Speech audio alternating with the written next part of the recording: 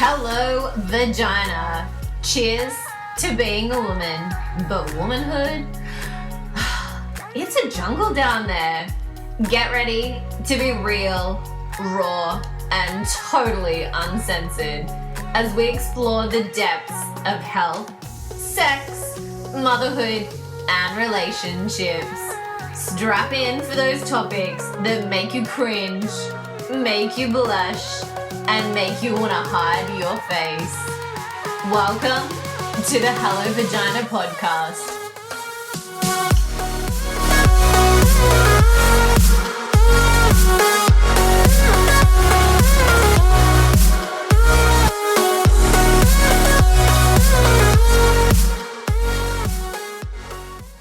Hello and welcome back to the Hello Vagina podcast. With me today, I have special guests. We have Kirsty McKenzie. She is a wife, a mama of 3 beautiful girls, a blogger and children's author. Hi, and welcome to the show.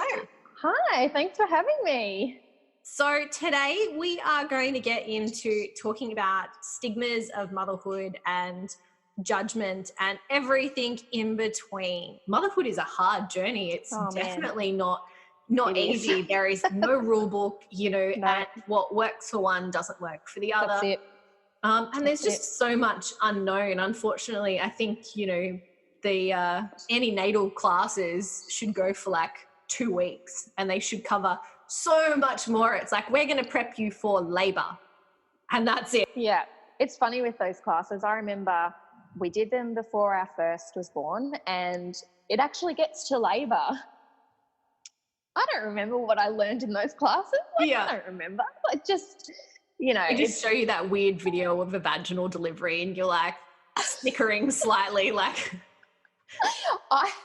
I remember being mortified at the video they showed of breastfeeding, because I just looked and I thought, oh my God, like that's what breastfeeding boobs look like. Oh my, because they're engorged and they're veiny and all. And I was like, oh my God, is that what mine are going to look like? Yeah. And that's what I remember the most from those videos or from those classes. I don't remember anything else really. Like, in one ear and out the other.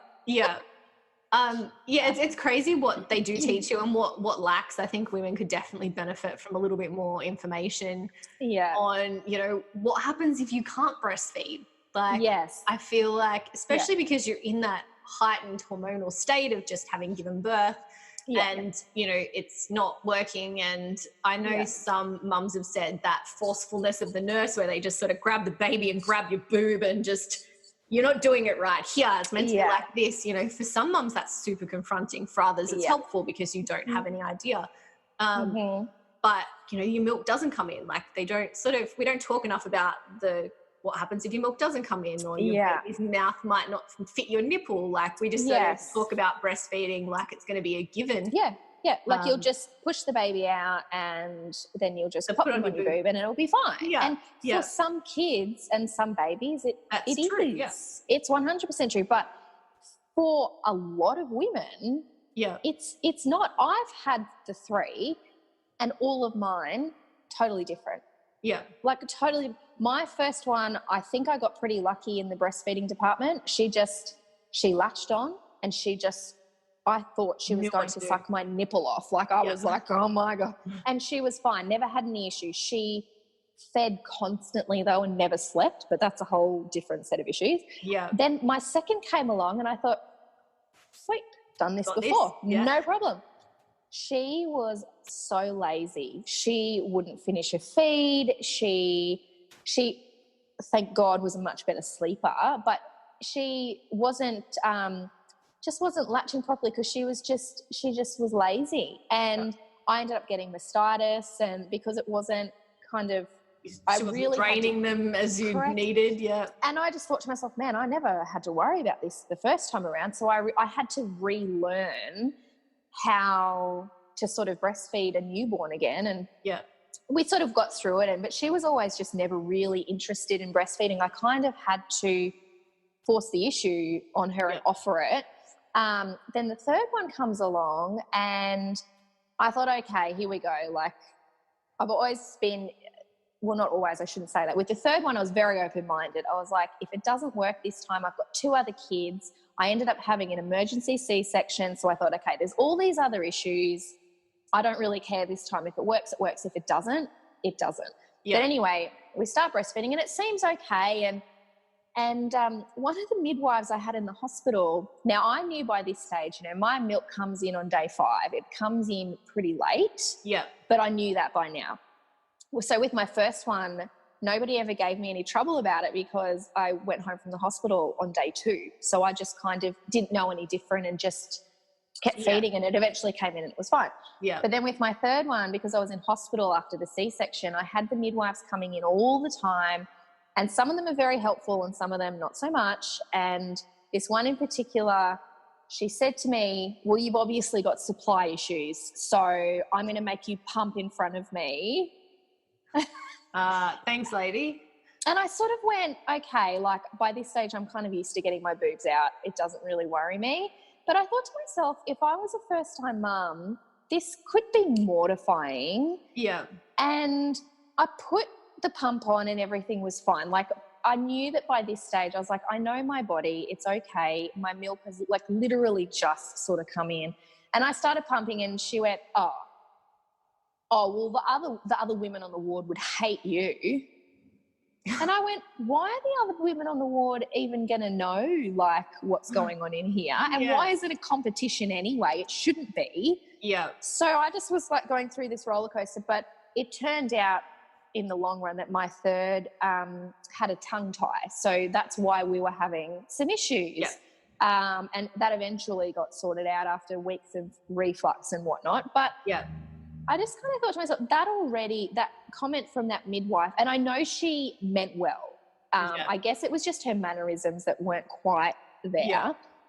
And I thought to myself, that already creates this this stigma around like breastfeeding. And I thought to myself, you know, thank goodness it's my third. I've sort of already been there, done that. I knew that the chances of me being successfully breastfeeding this third child were probably pretty good considering I'd done it twice. So, you know, I was fairly confident, but I thought to myself, if I was in a really bad headspace or, you know, if it was my first, this could have that comment could have destroyed me.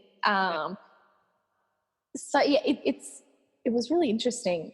Yeah. You know, and they're already, you've got this in the hospital, haven't even left, this stigma attached to breastfeeding or milk supply, and it's just worrying and not helpful. Yeah. At all. And I think there is, because there's so many unknowns, like we're just not talking about, you're not sort of prepared for like a tongue tie, and you learn about it down the track once you're having these issues, you know, you just, I think we're just, as little girls, when we learn in health studies, you know, we have breast produced milk when we have babies. Yep. But we don't really learn, like, when do they produce milk? We sort of somewhere along the line hear the word colostrum, and prior to babies, we know that boobs make colostrum first. Yeah. Yeah. But we really don't have any idea, and we're not really taught enough about it. So there is this sort of judgment of like breast is best. Like my husband, we're still trying for our first, but he's like, you have to breastfeed. I was like, excuse me? I was like, they're my boobs and it will be my choice as to whether I breastfeed. He's like, no, you have to. I was like, since when? Like, you're a man, you don't even have to breastfeed. I was like, where did you get this? Do it. You know, but it's obviously just so much instilled that you have to, or you should be breastfeeding. That it puts so much pressure that sometimes it's not like obviously sometimes it is a choice. But it's not always your choice to not breastfeed. We need to be there needs to be that stigma removed away from women that don't breastfeed. Yeah. Because there might be a reason behind why they're not, you know, they might not be able to, like their milk supply might have never come in. That's it. You know? And you're already hating yourself that your body didn't do something that it was meant to do. That's it. You know, as a mum, I was chatting to another mum and she's like, you know, her milk supply wasn't coming in and it took a while, and she's like, I feel like I'm failing. Like my one job to do for you is to feed you, and I can't do that. Like, so we need to like ease off the breastfeeding, you know, stigma, because there's so much to it. It's not as straightforward as women has boob, it goes in baby's mouth, and that's right. Happens like that's right. And there's this argument. So, you know, I think most of us have heard the phrase breast is best or fed is best, but then there's the informed is best. And while I agree with that, you need to make informed choices. Yeah. Again, it's not always as simple as having the correct information.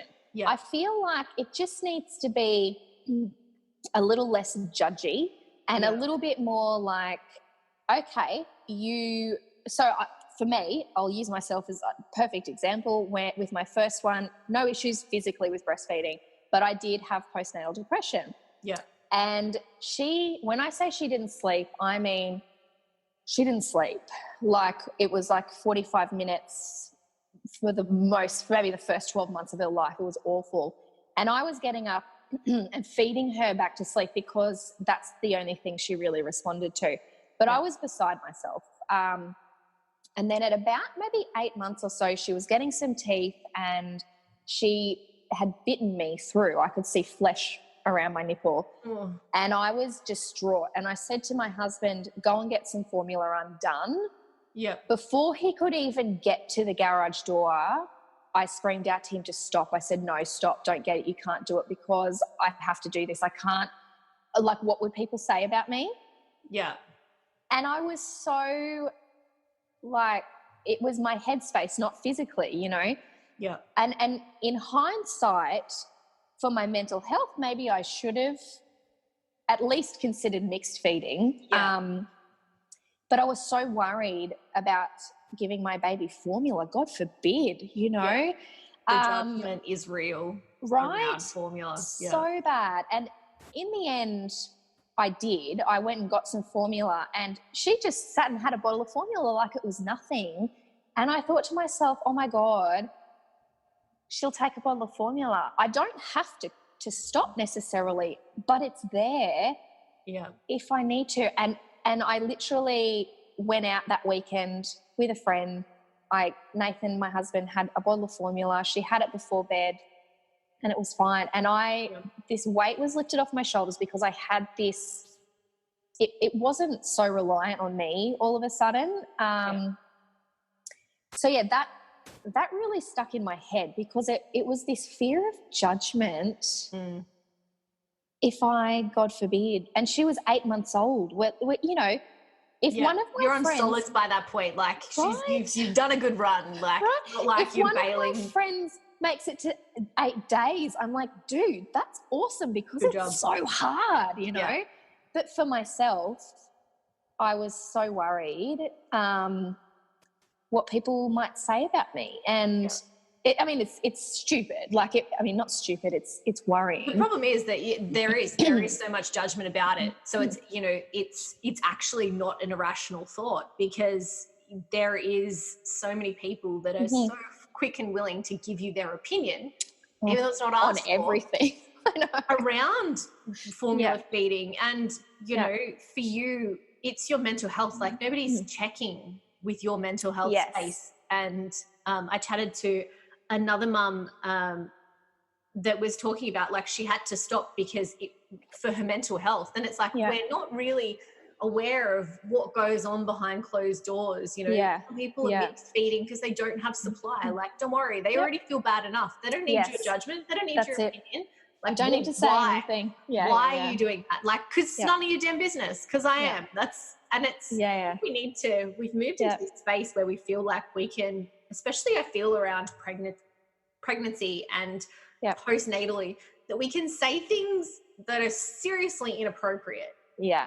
But for some reason that we've made it okay. So, you know, from the second you fall pregnant, not before. From the second you get married. It's from the second you get married and you're having children. I got patted on the head at a christening in the church and blessed with some baby juju by like 2 people. I was like, please stop tapping me on the head. I was like, yeah, thanks. Like, it's okay. Like, you don't realize that we have fertility issues, but because that's not your baby taps. Like, maybe Jesus will finally. And it's like, but people don't know. So as soon as you get married, they're like, when are you having a baby? When are you having a baby? And you don't realize some people don't want babies. Some people are having trouble having babies. That's right. Like, there's so much. It's just a question you shouldn't ask. And then once you fall pregnant, you know, women are, oh my God, you're so big or you're so small. Oh my God. I got that so much. Are you sure you're not having twins? Like, yeah, and it's like we don't go up to obese people and say, "Wow, you're really fat." Really fat. That is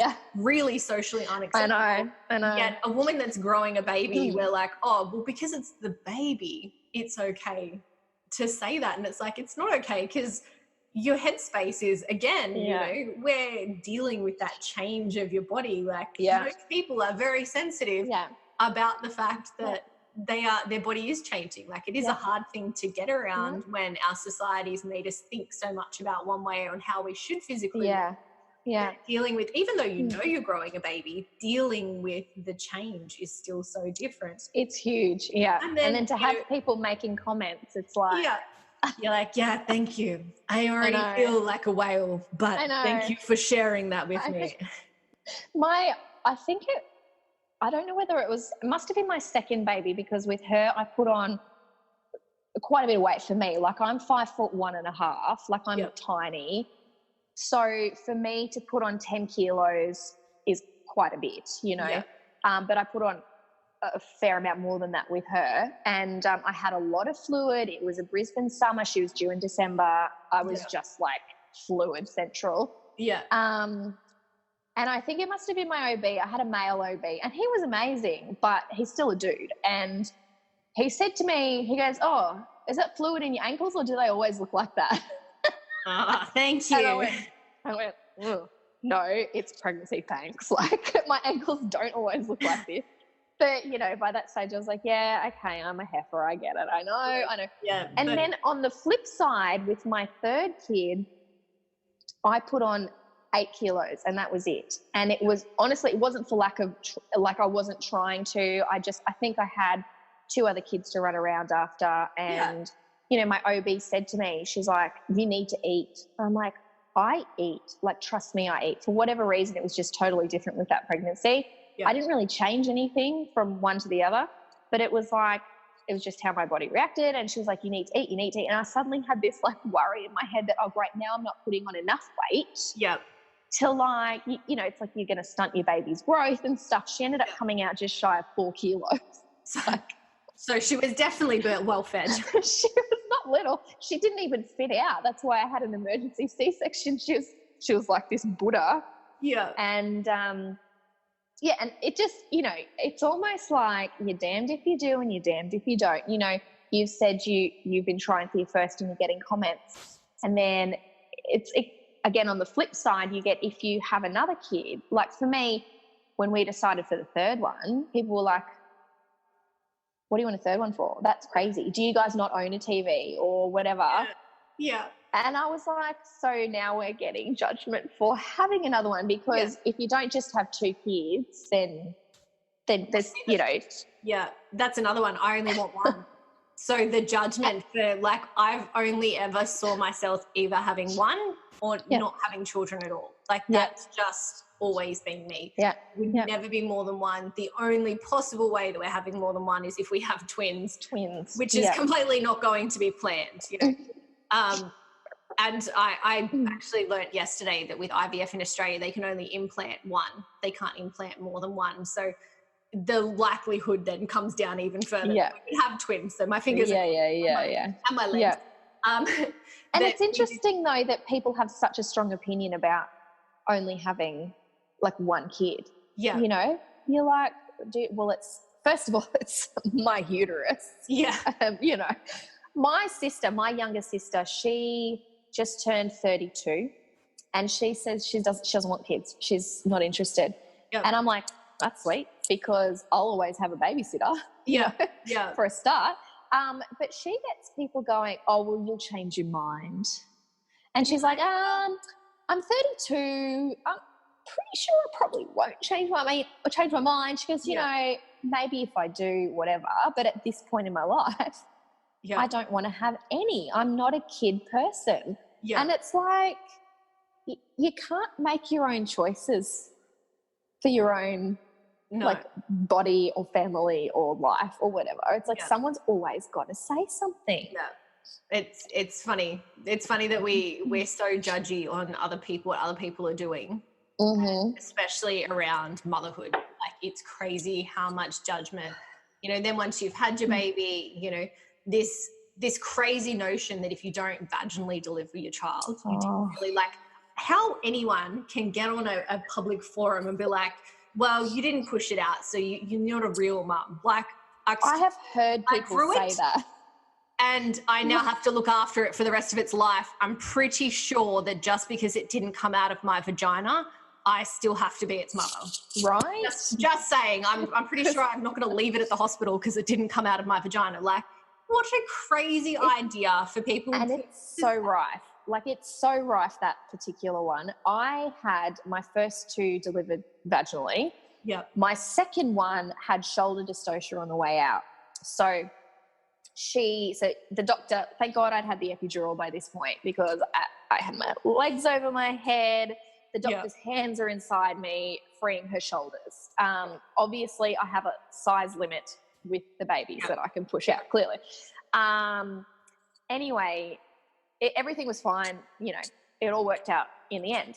By the time my third one came around, I clearly just rode these big, but they're heavy babies, but they're short babies, so they're just built like little boulders. Wide.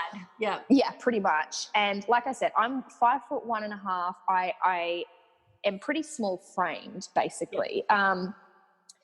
So the OB said to me, knowing my history, so I've had all of my babies in different cities, so I've had all different doctors delivering them. So I have to go through this process of explaining everything and whatever. So the third OB said to me, okay, listen, you've done it twice. There's no reason you can't try to have a baby vaginally again. We might induce you early, or we'll just see how things go. And she said, but if it gets to this point where I say, hey, I think you need a C-section, I think you need a C-section. And I spent this pregnancy so worried about this C-section stigma, right? And I've had so many people say to me, I've never felt that. I've never heard that. And I'm like, that's amazing for you. Yeah. But trust me, it happens. So, and I like wrote blog after blog and article and all these things about how worried I was. And I had a few close friends who have had them, and they've said to me, 100% I'll be going back and having a second C-section because of reasons A, B, C, D, whatever. Yeah. Anyway, so it gets to the end. At 38 weeks, we induce in the hopes that the baby will be small enough for me to deliver vaginally. And I guess at this point, the reason was, well, you've already had 2. We might as well try and save you from the C-section if we can. And I was like, that's fine. So, and I'd done my research, and the midwife was like, look, the best way for you to deliver this baby is to try and have a drug-free birth and be upright. And I'd had 2 epidurals with my previous babies because I had these really long labours. And at a certain point, I just turned to my husband with both of them, and I was like, I just give it to me. I don't care. I just want this pain away, because I could still have like another 8 hours left of this, you know. Yeah. Anyway, so here I was going, oh my God, can I do this drug-free labour? I don't know if I want to. That's another stigma, just PS. Yeah. But I was like, you know what?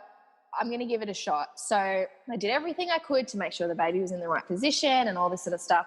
I was induced, so I had the drip to speed it up, which makes things more intense. Not that I know anything different, because all of mine have been like that. But anyway, I get to the point, do this labour. It was an hour and a half. It was like so quick. We get to pushing. She's like, you're 10 centimetres, off you go. And I'm pushing. And every time I push, the baby goes into distress. Yeah. And anyway, like I was sort of out of it somewhere else. And the next thing I know, there's all these doctors and stuff in there, and they're like making me climb up onto this bed, and they're giving me these internal exams, which PS is the most awful thing when you're in labour. But anyway, it got to that point where my doctor comes in, because she'd been delivering twins in the theatre or whatever. And she comes in, she just looks me straight in the eye, and she says, we're going to the theatre and we're going to give you a spinal or an epidural or whatever. Yep. And she's like, we can try the forceps. And I thought to myself, you know what, at this point, I said no. I said, just do the C-section, just do it. Like, let's just get the baby out. Like, let's not fuss around. So anyway, long story short, we ended up doing the C-section, and it was all fine and dandy, and they held her up, and they were like, yeah, she's like 3.9 kilos or something. And I was like, no wonder she didn't fit out. Yeah, yeah. But afterwards, I did feel a little bit, I'd actually done some counselling to try and like lessen my anxiety with this whole C-section stigma thing. It wasn't even that I was worried about the procedure. It was more I was so worried about that I would feel like I failed, because this is what we're supposed to do, right? Push them out, you know. Afterwards, I had mixed feelings. It was a little bit traumatic, but I kind of had mentally prepared myself for that. Yeah. And I came out of it really surprised at how I felt about the process, because there were things during the C-section birth that I'd never experienced with the other two. So, you know, the vaginal births, I'm not really paying attention to what's going on down there because I'm up here pushing and whatever. Whereas the C-section birth, I could actually see the reflection in the light above the procedure. I could see everything. But angle lighting there. Right. But I was detached from my body because I literally couldn't feel a thing. Yeah. And I watched this procedure happen. I just laid back and watched it. And I saw my baby come out of my body. Yeah. And I thought I hadn't experienced that. My husband was down the business end with the other two and watched it all. But this time I actually got to experience this. And the moment that my baby came into the world, everything was calm. Everything by this stage was okay. The baby was not distressed anymore. So, you know, I know some people's are a bit different to that. But for me, everything was calm, whereas in the other two, it was like pushing and, you know. Yeah.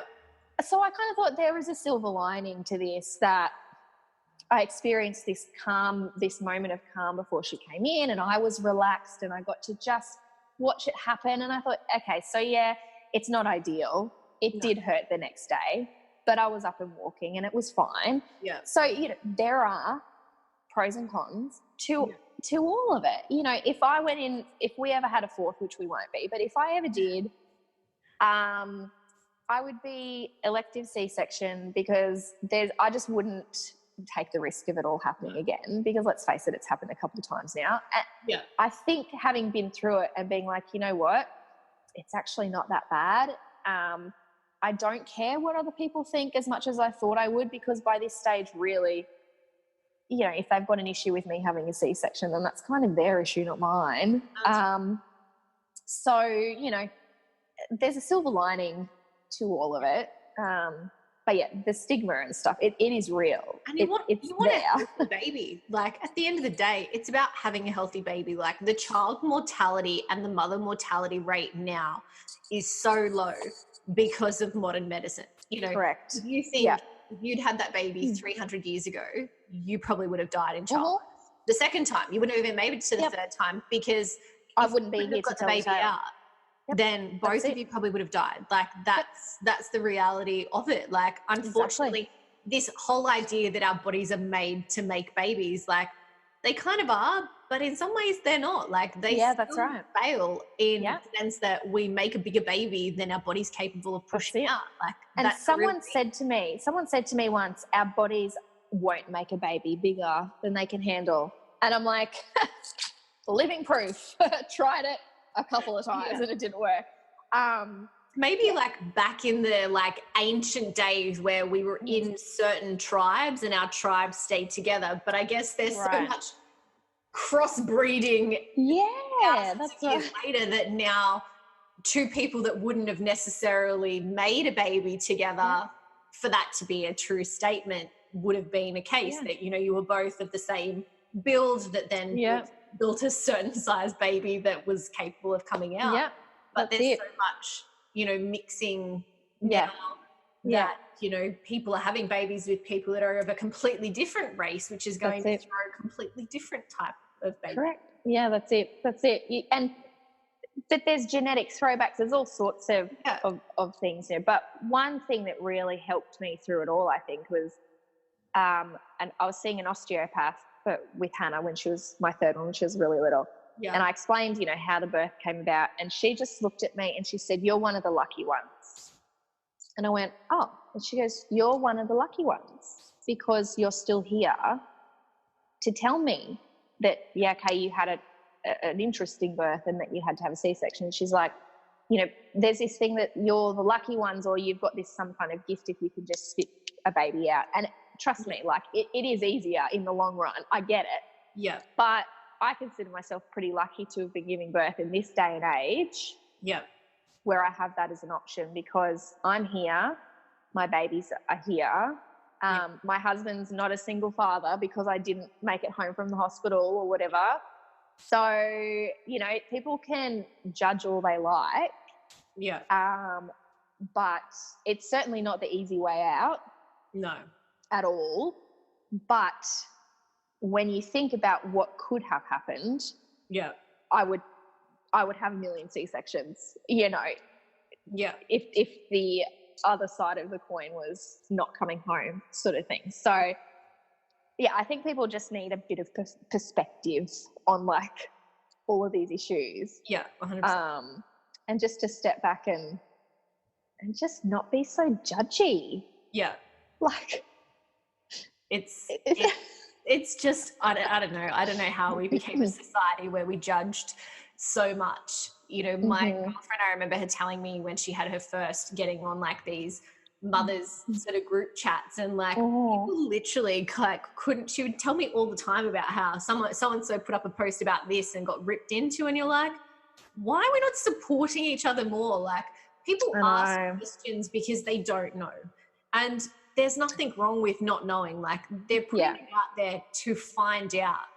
Yeah. We need to be empowering each other more to talk, to ask questions. So many of these things that make you feel isolated are actually completely normal, but we've pushed ourselves into a point where, people are too scared to ask. Yeah. Because of the judgment. Like, if you have a negative thought or a negative thing to say, like, just keep it to yourself. There's no benefit to you saying that to somebody. Keep on scrolling. Like, it's not going to, it's not going to benefit your day in any way. No, it doesn't benefit anybody by you putting something negative and nasty out there. Like, one's asking because they don't know. Like, for a lot of us, we might not have ever been around children to know these things. Yeah. So there is no, and unfortunately our health system doesn't give you all the answers. Your doctor, you don't learn all these things while you're pregnant. Your doctor doesn't help you with all of these things. No. Yeah. So that's it. We need to be supporting and empowering each other more, and stop asking questions. Like, stop being so nosy. It's oh my God.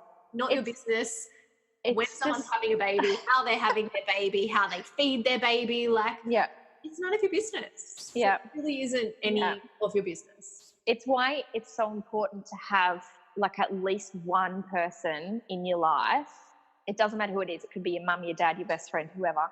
At least one that's just that non-judgmental, just cares about your well-being, doesn't give a crap how you get there. And I think that's one of the things that has saved me, is having like my best friend in my life, because she had certain experiences and could give me advice on her experiences, which were totally opposite to some of the other people I had in my life. And to this day, it's like that, just non-judgmental, that you can ask that random question, okay, I know I'm probably being just paranoid, but da-da-da-da-da. And like, it's funny, last week, I went to visit her in Wagga Wagga, and we both were sitting on the couch having a chat, and she had, her baby's 4 months old. She sits on the couch with her baby, feeding her a bottle. Yeah. And my 2.5-year-old comes out, sits on the couch, asks me to feed because she still hasn't weaned. That's another issue. But, it's funny. We sat there both just having a chat, da-da-da-da-da. And afterwards, my friend turned to me, she said, you know what's funny? Us here sitting feeding our babies, like, just totally different ways of doing it. But it just didn't even occur to either of us that there could be anything wrong with what the other person is doing. Like, there's a certain amount of judgment and stigma attached to what she was doing with formula feeding her 4-month-old. And similarly with what I was doing, my kid's 2.5, and the amount of people that are like, should you still be doing that? And I'm kind of like, yeah, well, mind your business. Yeah, exactly. Like, I have my issues, right? Okay. Because I know that as soon as I stop breastfeeding her, that's it. Because it's my last baby. Yeah. But, you know, it's just interesting because people that follow me on my Instagram, they will know that I'm still breastfeeding, and I haven't actually ever copped any flack from any of them. But, you know, if I was to do that in public, I can tell you it looks so, you know, and that's a reason I don't, and I just don't ever, because I just couldn't be bothered dealing with it. But yeah, it's just interesting, you know, two totally different ways of approaching things, and we've both done things for our own reasons, whatever they might be. Yeah. And you people that have these differing choices and opinions on things can coexist. Yeah. Definitely. Can totally coexist. Yeah. It's just that lack of the judgments, what's not there, you know. Yeah. And I think more people just need to be a little bit of mind your own business. Yeah. Just because it's not what you would do doesn't mean that it's not perfectly okay for that person to be doing it. There just needs to be more of that, I think.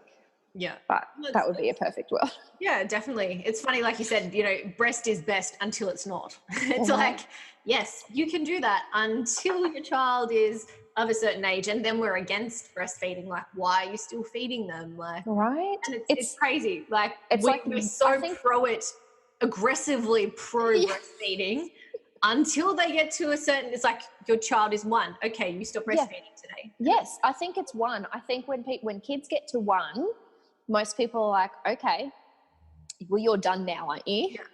And it's like, well, maybe it's not as simple as that for some people. Like, I always just decided for myself, okay, well, I'll just let my kids give up when they're ready themselves. And my first was 15 months. I was pregnant with the second one, and she just decided, nah, done. Like, that was it. She never asked for it again. And I was like, okay, sweet. Like, that was easy. Yeah. The second one I had to kind of push to breastfeed because she also wouldn't take a bottle. And I was like, well, we might as well now at this point get to 1-year-old. So we did. And I just stopped offering it, and she never asked for it again. Yeah.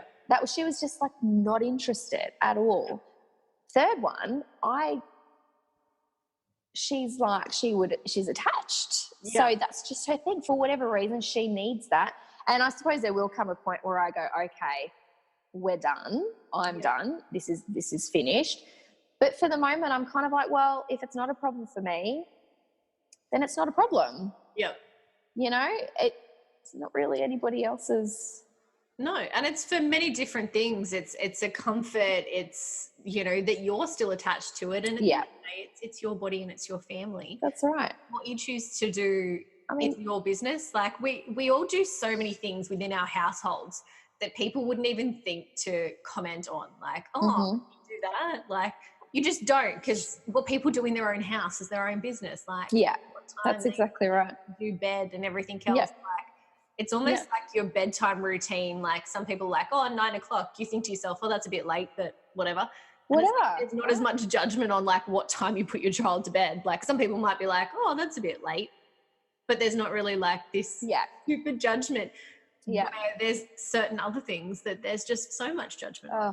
And it is like the second, like you said earlier, the second you get married, it's almost like you open yourself up to, it's like open slather. Like, you know, anyone's free to make it. It's like you have this sign on your hair that says, I just got married, take your best shot, you know. Yeah.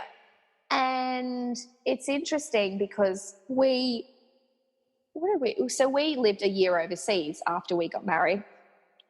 Nobody said anything because we were off living, you know, the good life or whatever. Not settled, so there's no need for you to do a baby just yet. That's it, right? When you come back, they're just waiting. They were storing them. And what most people didn't know is that we'd started trying, say, the September maybe of that year, and we got back to Australia in the January, and we'd started trying and nothing happened, and we were like, it's okay, you know, it never happens the first time and all this sort of stuff. But then it was getting on to like towards the end of that year, and I know that like my mother messaged me and she said, okay, when are you giving me grandchildren? And I wrote back, ha ha ha, never, leave me alone. We're trying, don't worry, like get off it, you know. And I'm really close with my dad, so he knew, you know, I'd sort of cry to him and be like, you know, why this person's just literally fallen pregnant like that, like why are we not falling pregnant? And people just don't know this stuff, because you don't walk up to people that you haven't seen for a year and be like, oh, we're trying to, don't ask. You know, we've been trying for a year, you know, like, thanks anyway. Obviously it eventually happened, but you know, it was just kind of like the comments did start, and I did notice them rolling in, and I can imagine if it had gone on any longer that there would have been more. And it does take its toll, because you start to kind of internalize it. Yeah. Because you're not allowed to bite that person's head off for saying it, because it might be the first time they've said it. Yeah. So, you know, you shouldn't be so sensitive. But it's like the 65,000th time that you've like heard it. Yeah. I don't know, 65,000 is not even a word, but you know what I mean. You know, well, I think it is, but it's, you know, that's what it feels like. It feels like that's how many times you've been asked once you're trying. And right. Like, yeah. And look, I know people mean well, and this is the argument that it's like, well, people shouldn't be so sensitive. People just mean well. Yeah. And it's like, okay, maybe we can kind of shift it a bit and say, okay, meaning well could be just keeping your mouth shut. I know you're excited for, you know, Joe down the street to have a baby. I know you're excited, but there might be reasons why they might just not want to yet. Yeah. And meaning well could just be making sure that they're okay. Yeah. But not necessarily asking the direct question, because there could be reasons that you might not want to tell people. They might have had a miscarriage and they might not be ready to speak about it, or you know, whatever it is. And after a while, like, it's one of my other friends, we started trying at the same time, and it ended up being that she needed to go down the route of IVF. And at a certain point, she was getting all of these questions, oh, when are you two going to have a baby, da-da-da. And after a while, she just was like, I'm done being polite with everybody. And she would just turn to them and be like, we're having IVF, okay? Or I'm infertile, and like just saying it like that. And they would sort of go, oh, sorry, I didn't know. And she's like, look, I know you didn't know, but do you think you're the first person that said something to me? Yeah. It is a tricky one. It is a tricky one. I'm reproductively challenged. Okay? Like, leave me alone. People are like, oh, sorry. Yeah. I think people are talking more about reproductive challenges these days, though, and having IVF. I think people are more open about it.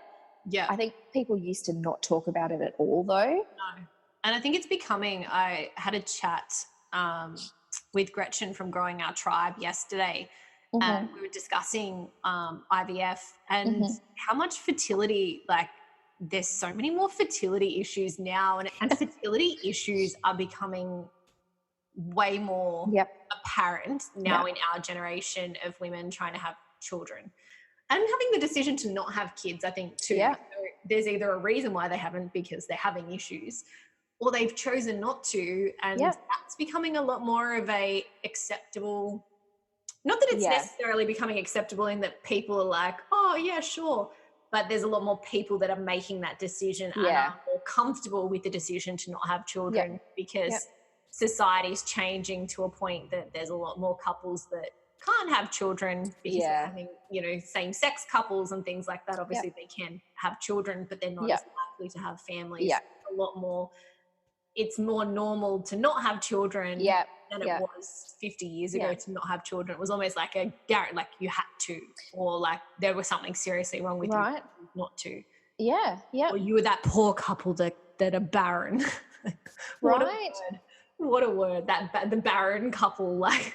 Oh God, I just, it would be, I know my parents back in the day, my mum was 20 when she got married, and they waited until she was 26 to have my older sister. And I know that there were people that thought, oh, well, maybe she can't have kids, because obviously you've been married for 6 years, you should have kids by now. And then there were 4 kids, so clearly she doesn't have an issue. But it's just like, it was a choice. It was like they didn't want to have kids yet. And let's face it, 20 is young. And if you don't feel ready, then you don't. Like, I was 28 when I had my first. Yeah. Because I just wasn't really ready till then. I was always the person that was like, no, I don't really want to have kids. And then I met my husband and it was like, okay, I'll have your kids. You know, like that was who I was. And so, but we both had to be ready for that. Like, he's 3 years older than me. He was not ready. Yeah. In fact, I'm the one that I kind of gave him the nudge and was like, okay, come on, like, let's start trying. Because he wasn't really ready yet. So there's so many reasons why someone could be waiting. I mean, people might love their career, which is okay. Like, it's like we just need to take a step back and think, okay, like, let's have a bit of respect for someone else's choices. Unless your choices directly impact me, I can't really have – I can have an opinion, but – I don't need to verbalize that opinion. It might not be like your choices in life might not be what I would choose. And I might go, oh, like you said, about the sleep times and whatever. Yeah. Okay. Well, I would love to have 10 kids maybe. Yeah. One kid might not be my choice, but it doesn't affect me. No. At all. It's like, you know what? Good for you. You do you, you know? Yeah. Like, make yourself happy, because at the end of the day, that's all you've got, really. Like, do your own thing. Just leave me alone. That's right. Oh, definitely. Like, if we popped out another one, I'm sure there would be people that would have an issue. And it's like 100%. It's not, 3 is the cusp. 1 is 3 is acceptable. 2 is normal. 2 is perfect. 2 is like the number, family of 4. 3 is like, ooh, you had a third one. Yeah, you're brave. 4 is like, what's wrong with you? Right? You know, but we then then get 4. What's wrong with you? Anything over 4, you're not like you're insane. I know, and it's like, because we've got the 3 girls. I know after the second one, actually, even when we were pregnant with the second one, everyone was like, "Well, I bet you're hoping this one's a boy," and we didn't find out the gender at first. We got them to write it down, and we found out maybe when I was about like 30 weeks or something. Yeah. But we didn't tell anybody that we knew. So it was just Nathan and I knew. And I said to him, we sat on the couch and we made a bet. And I said, okay, whoever's right doesn't have to cook dinner tonight. And he's like, okay. And I was like huge. So everyone was like, oh, well, this one's got to be a boy because she's huge, you know. Yeah. And I said to Nathan, my husband, I said, no, it's a girl. Like, I could just feel it's a girl. And he was like, I reckon it's a boy. Because I think the pigeon pair would have been. Yeah, right. Because of course society's like, oh, you have one of each. Right. And I think he was a bit like, well, if we have the one of each, then we'll just have 2 and we'll be done. Anyway, and it was a girl. She's obviously a girl. Yeah. And I was pretty excited because I didn't have to cook dinner that night. But we didn't tell anybody. And the comments, oh, it's a boy, it's a boy, it's a boy. Look how big you are, da, da, da, da. And secretly I knew it was a girl and I was laughing to myself. And when she was born, people were like, well, are you going to try for a third one? Because you've got to try for a boy. And at that point we were like, no, we're just going to have the 2. We decided to have the third one down the track. Yeah. And then we didn't find out the gender at all with the third one because I felt like I needed the surprise for a start, but I didn't want to have that question of, do you know what it is? Because I'd feel compelled to answer if I knew, I suppose. And I didn't want the disappointment because even my husband said to me, if this is a girl, we're done. Yeah. Like, that's it, we're done. And it was a totally different pregnancy. And I thought to myself, no, this one's a boy. I reckon this one's a boy. Yeah. And Nathan was kind of like, oh, if it's a girl, it doesn't matter. We've got everything pink anyway. Like, what does it matter? And I was the one that was more boy and he was the one that was more, nah, girl, will be fine, whatever. And then she was born and they held her up. And at first I didn't even look at what was between her legs. I was just laying there going, oh, that's a baby. Like, what just came out of me? And he's like, it's a girl. And I went, oh, yeah, it's a girl. Like 3 girls. And people were like, is your husband disappointed that you've got 3 girls? And I'm like, no, my husband is not disappointed that he's got 3 girls. Like, because he's a man, he needs to have a boy, you know? And I sort of was like, if anyone is disappointed, I was the one that thought we were going to have a boy, not him. Yeah. He doesn't care. He's like the king of the castle. They're all daddy's girls. Yeah. I mean, he cops it with the attitude sometimes, but that's normal. I hope. But no, he doesn't care. Yeah. If we went again, it would be like, you're trying for a boy. Like, well, no, would be trying just to have a baby. Just trying for a baby, yeah. I don't care what it is. I think they say the percentage of you, the more you have the same gender, the more likely you are to continue to keep, like, that he just makes girls. That's it. He just makes girls. He's a cyclist. Trying for a boy would be crazy because you're probably at a higher percentage of having another. That's right. My one of my OBs somewhere along the way, it might have been the male OB I had with my second. So my husband's a cyclist. Yeah. Crazy cyclist. And you can imagine what sitting on a bike does. Yeah. Yeah. To his bits. Yeah. And the OB said to me, well, that's why you're having girls, because really? Apparently this is, I mean, because of the heat or something? Is it like... Well, they say, and I don't know if there's any science behind this, he might have just been joking, but they say that like the female sperm are more resilient. It's like they're slower swimming, but they're more resilient. They live longer. That makes sense. Yes, they're female. And so it's like he's sitting on a bike, he's squashing all these boy sperm. And I said to him, I'm like, if we were ever try for a boy, I said, you have to stop cycling. You have to let them hang low and free and just let the boys. Yeah. But then when you look at his family tree, his mum was one of 5 girls. Like his pop had lots of girls, and a lot of the grandsons have had lots of daughters. So it's just really, it must be something in his family tree maybe. Yeah. They just bring on the girls. So, and that's why we joke, like, we're not going to have another one. We've got 3 girls. Do we need 4 girls? Like, really? Yeah. It's going to be hard enough in the teenage years. Your own dance school. It's already expensive. Can you imagine? I can imagine. I danced and my mum reminds me how much that cost. I can't imagine 3 of them. Like, does someone want to do soccer? Right? Or like, let's just take up running. But like, can you imagine, we would 100% need to take out shares in like Libra or Carefree or like, could you imagine how expensive, especially when everyone syncs up at the same time? The new period undies. Yes. I just need to stock up on those. Yeah. Because, oh my God, and they're like, I'm going to have the slightly post-pubescent 15-year-old, the pubescent 13-year-old, and the pre-pubescent 11-year-old at the same time. Nice. So it's going to be... I don't think there's like, you have those discussions like which gender is better or easier. Like every child is so different. So I don't think different. Like a better... The mums are discussing this morning, changing a nappy, and she was discussing like she thought that boys would be easier for like cleaning up poo when they're still that new 6 months and under liquid poo still. She's like, no, actually a girl was easier. Like, you know, it's just, you just wipe front to back. You don't have to hold anything out of the way. I was like, you know, I suppose. That's it. It's like that with everything. You know, I've had discussions with mums of all boys, and they're like, you know, when they're little, they're energetic but they're full on as boys, whereas girls tend to play a little bit quieter.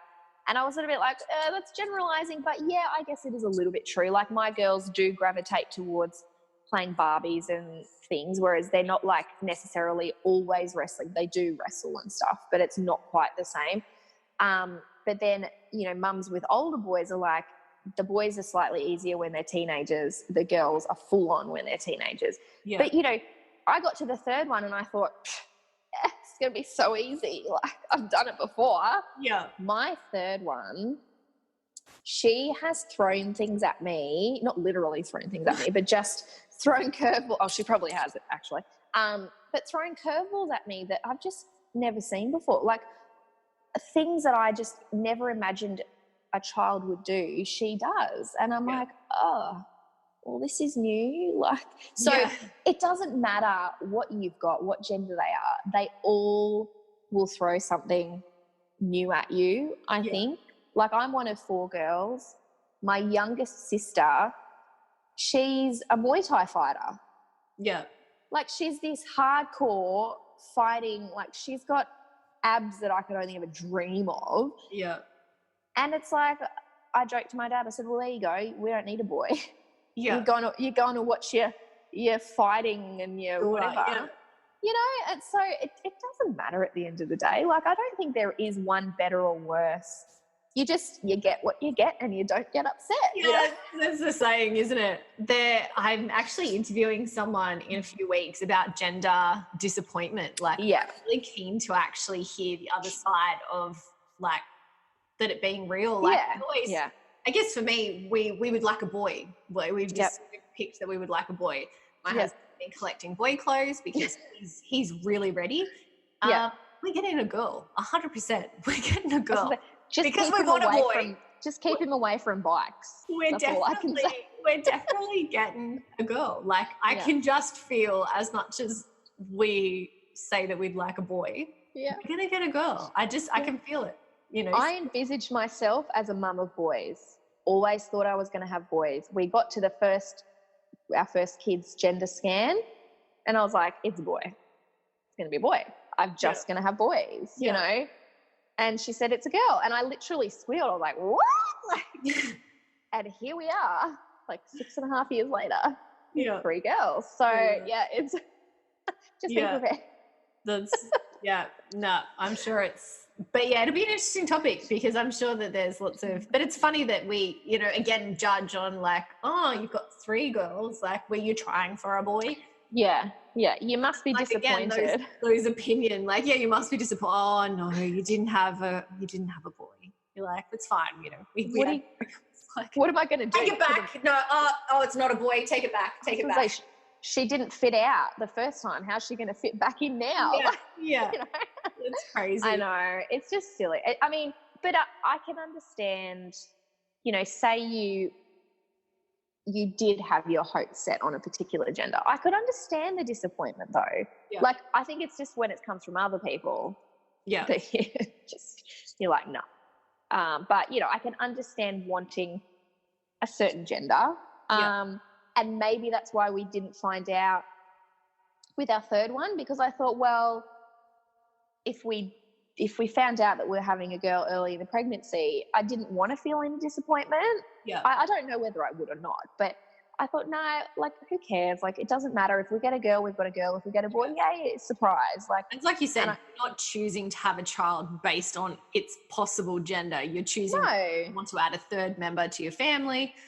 You know, that's why you're having a child. It's not. Yeah, I kind of think there's maybe an element of like meant to be in it. So, you know, like, I look at my dad, and he's the dad of daughters. Yeah. He, you know, when I was trying to get pregnant, he would talk to me about falling pregnant, and he knew more about my cycle than I think my GP did. And, you know, like, all these things, and delivery and breastfeeding, and he would talk about like girl things. And I feel like that's his nature. He's just good with daughters. And I look at my husband, and they're very similar in that aspect.